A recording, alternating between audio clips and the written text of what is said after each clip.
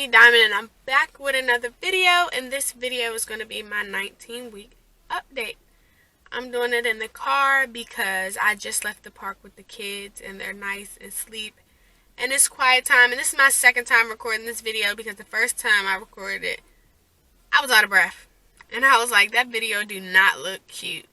So let's get started. As you guys know, if you see my last video, was my gender reveal. I'm going to link it down below. And it is a boy, y'all. It is a boy. I wanted a girl. I don't know why I thought it was a boy. Like, I was thinking pink bows and unicorns. Like, the day before I found out that I was having a boy, I put in my Amazon cart a nice, pretty pink book bag, like unicorn book bag, because I just knew it was a girl. Today, every Tuesday, I turn a new week. So tomorrow I'll be 20 weeks. So it's time for me to do this update. So last Tuesday, I turned 19 weeks exactly. And if you guys don't know, I'm high risk, so I went to the high risk doctor for the very first time. And you know, once you're like high risk, you don't get seen by the high risk doctor till like, I think you're like well into a little bit your second trimester, I guess, depending on what you're going for. But me, I'm normally high risk because I always go into preterm labor every single time. My first daughter, I had her at 36 weeks, and the other ones I always got induced at 37 weeks because of IUGR. It's called like intrauterine growth restriction, something like that. It's when like my placenta, it gets bad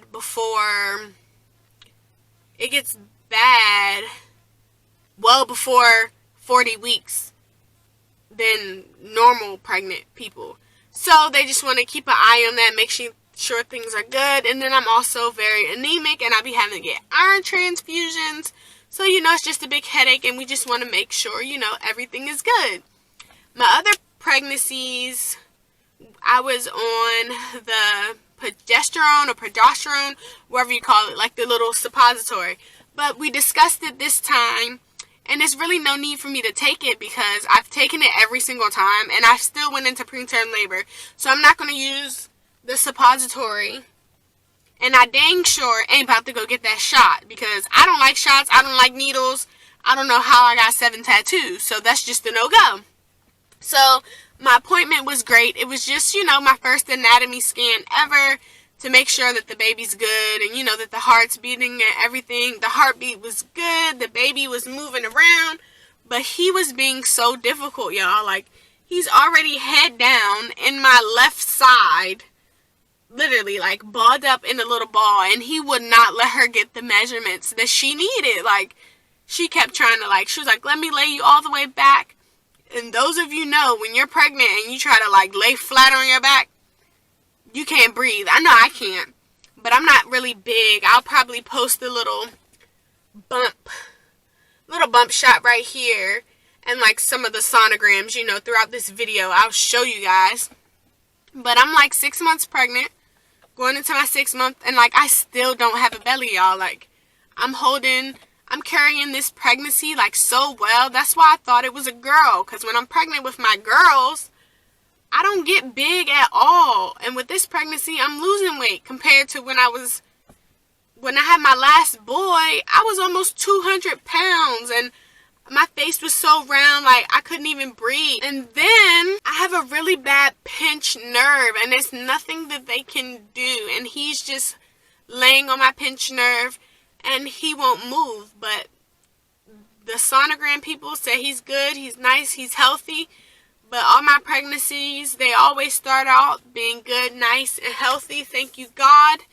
And then just at the end, when I'm closer to my late 20s, early 30s, is when the baby starts to, you know, slow up the growth. They measure like 2 to 3 weeks behind, and then my placenta starts to like get bad. Like at 37 weeks, my placenta is like a 40-week-old placenta, which is crazy to me. And it be like, it don't even look like normal placentas to me. Like, and then I think was it my last baby I had, the umbilical cord wasn't even, long enough. So if any of you guys are going through the IUGR or you guys have information about it and stuff, connect with me in the comments, because it's always nice to learn like different reasons why people have it.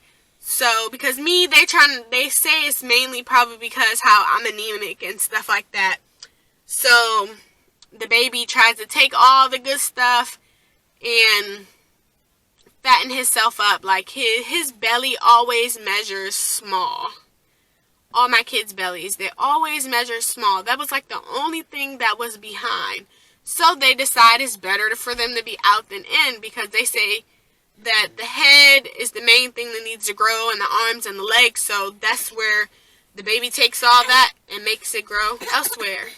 And he's waking up. It's okay. You okay? And he gets in the car and he don't like shoes. He takes all his shoes off. But yeah, my first HighRisk appointment, it went good and everything. And then I had, in my first trimester, you know how you're supposed to get tested for the genetic testing, the chromosome, whatever, all that stuff is called. You're supposed to get tested a second round in your second trimester to make sure things don't change. And those never changed. Everything was good on that part. My iron is like borderline.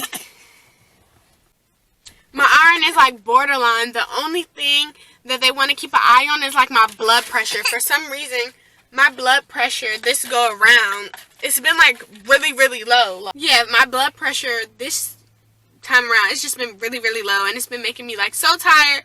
So I just been trying to chill and relax and get all the rest I can while the kids are chilling and relaxing. That's why I'm just letting them finish their nap out in the car and give this video to you guys, because I know you know how it is. Once your kids go to sleep in the car and you put them in the house, it's like they don't need, and you put them in the house, it's like they're a whole totally different person. So after, the sonogram and stuff, the HighRisk doctor came in and he said everything looks good, everything looks fine. As we expected it to. Everything looked good, everything looked fine as it expected to, because if my babies don't start measuring small until closer to the end. But he said he didn't want to see me back to like 30 weeks, but this is like a new doctor that I have in North Carolina. First baby I'm having down here. My other 3 babies, I had all by the same person, and we had all the same plan. So it's like now I moved to somebody that doesn't really know me, and it's a different plan, and I'm kind of like,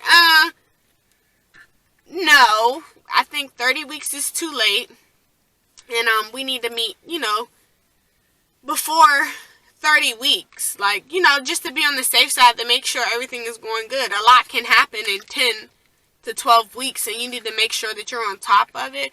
But these military doctors, they're like residents. Like, me personally, I don't like them. I like civilian doctors better, just because I feel like they're more caring and stuff like that. But my regular doctor that I have, he's a good doctor. So when I go back to him, and I think like 2 weeks when I go back to him, I'm going to let him know my concerns, and hopefully he cares enough to where, I don't have to make like a big deal about it and like, look, I'm the patient and this is what I want and this is what's going to happen.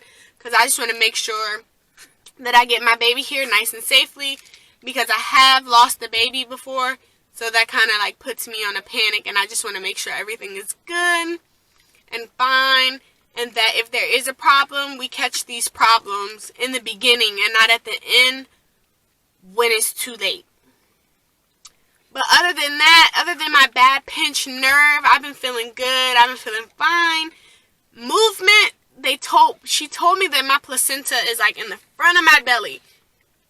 Normally I feel movement by now, but she says since my placenta is in the front of my belly, that nice cushion until he gets a little bit bigger, that I might not feel it. I can feel him when he moves down low, but right now, unless I'm laying down really paying attention, then I really don't feel any movement. So it's kind of like a bummer, because I think that's the best part of being pregnant, feeling your baby move and everything. And that's like reassuring too. For lunch, I had Sam's. Shout out to Sam's. Oh, their pizza is so good. If you haven't tried none, y'all need to go try some. Get that 3-meat pizza. You get a pizza combo, a big old piece of pizza, and a drink for like $2 and some change. So if you haven't tried it, you need to try it. And I don't feel sick. Only time I feel sick is when I don't eat. Like I said, this has been a nice pregnancy. I actually been losing weight. I lost like 10 pounds so far. And yeah, I hope it continues being a nice, smooth pregnancy. And you guys need to let me know in the comments what type of other pregnancy videos or whatever you guys want to see me do, whether it's food, so I can do it because I love making videos for you guys. I don't have nothing else to do. So yeah, if you haven't already, make sure you like, comment, and subscribe. And I hope you guys enjoyed my video. And stay tuned to the next one.